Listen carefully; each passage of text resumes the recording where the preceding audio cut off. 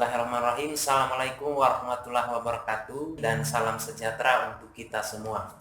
Adik-adik sekalian, pertama-tama marilah kita selalu memanjatkan puji syukur kehadirat Tuhan Yang Maha Kuasa, karena berkat perlindungannya sampai hari ini kita masih dalam keadaan sehat. Baik adik-adik, kembali lagi hari ini kita bergabung dalam kegiatan live streaming berbimbingan belajar online yang diadakan Primagama Kendari.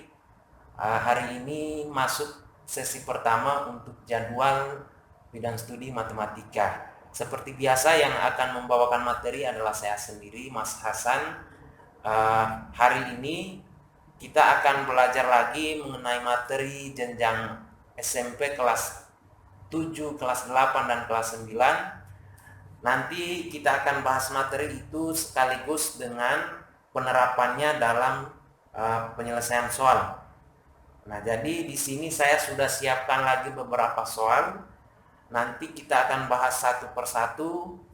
Untuk itu adik-adik silakan siapkan kertas cakaran dan alat tulisnya supaya sebentar itu kita membahas soalnya sama-sama.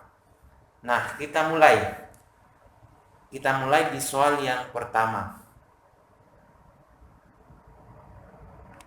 Soal yang pertama, pembangunan sebuah jembatan direncanakan selesai dalam waktu 132 hari oleh 72 pekerja. Sebelum pekerjaan dimulai, ditambah 24 orang pekerja. Waktu yang dibutuhkan untuk menyelesaikan pembangunan jembatan tersebut adalah titik-titik. Nah, baik adik-adik, kalau ada soal seperti ini, nah ini kira-kira materinya adalah perbandingan, karena kita akan menghitung waktu yang dibutuhkan untuk menyelesaikan suatu pekerjaan dengan diketahui ada dua kondisi, yaitu pekerja yang diketahui pertama, kemudian pekerjanya jumlahnya berubah. Maka ini masuk materi perbandingan. Coba kita lihat di perbandingan itu apa saja yang kita perlu ingat.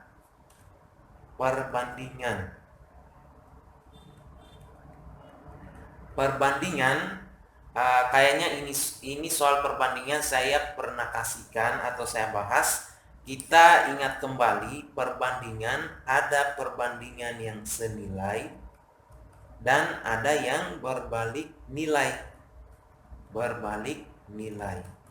Kalau perbandingan senilai, mudah-mudahan adik-adik sudah, waktu itu saya suruh mengklasifikasi kasus-kasus yang masuk perbandingan senilai dan berbalik nilai. Mudah-mudahan sudah dilakukan. Itu di sini saya akan langsung apa saja rumus yang digunakan dari dua perbandingan ini. Jadi kalau untuk perbandingan senilai itu kita pakai misalnya X1 per X2 sama dengan Y1 per Y2. Nah, modelnya seperti ini.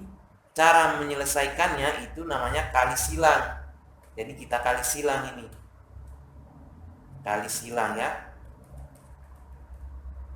Nah, kalau perbandingan berbalik nilai, ada dua pilihan.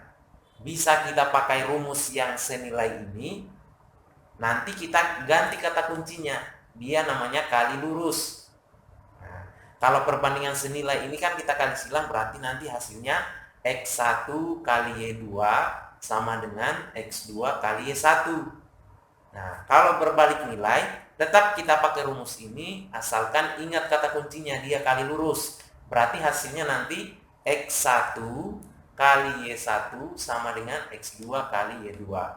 Atau kita konsisten di rumus matematika itu, tetap kita gunakan kali silang, tetapi rumusnya kita ada perubahan sedikit, yaitu X1 per X2 sama dengan Y2 per Y1. Jadi Y-nya dia terbalik. Nah, ini tetap kita kali silang. Nah, kalau kita pakai rumus yang sesuai dengan di buku paket atau yang diajarkan di kelas di sekolah. Nah, kita pakai saja rumus yang sudah ada. Sini materinya itu masuk perbandingan berbalik nilai, karena yang dia bahas adalah antara waktu yang dibutuhkan dan jumlah pekerja yang akan menyelesaikan pekerjaan tersebut. Jadi kita misalkan X-nya adalah misalnya jumlah pekerja,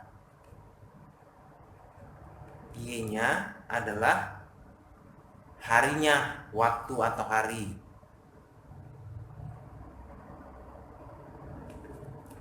Waktu atau hari.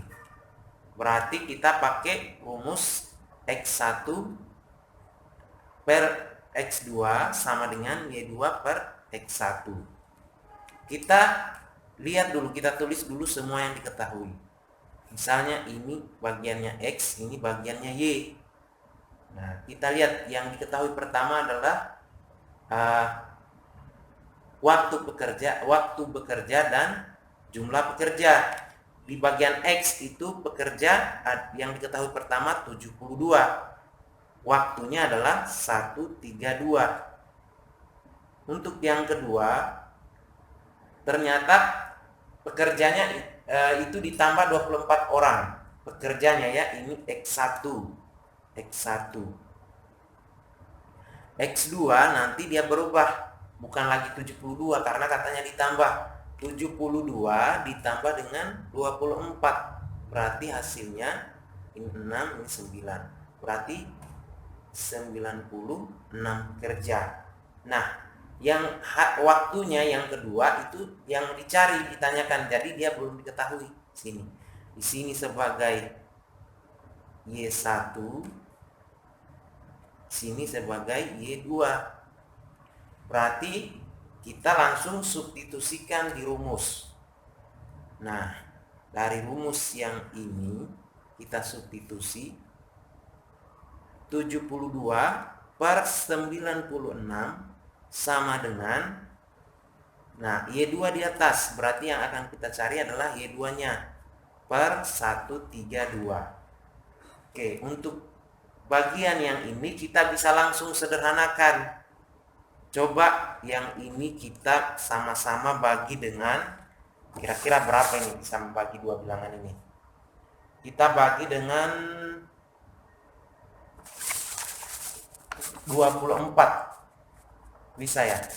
Kalau kita bagi 24. Kita bagi 24 berarti hasilnya adalah 72 bagi 24 itu dapatnya 3. Kenapa? Karena 3 kali 24 kan 12, 1. Nah, 72. Jadi 72 bagi 24 dapat 3. 96 bagi 24 itu dapat 4. 4 kali 24. Nah, ini 16, 8, 9. Jadi itu lihat sama dengan Y2 per 132. Nah, terakhir kita langsung lakukan kali silang. Karena tahap tadi kan kita hanya menyederhanakan. Sekarang kali silang.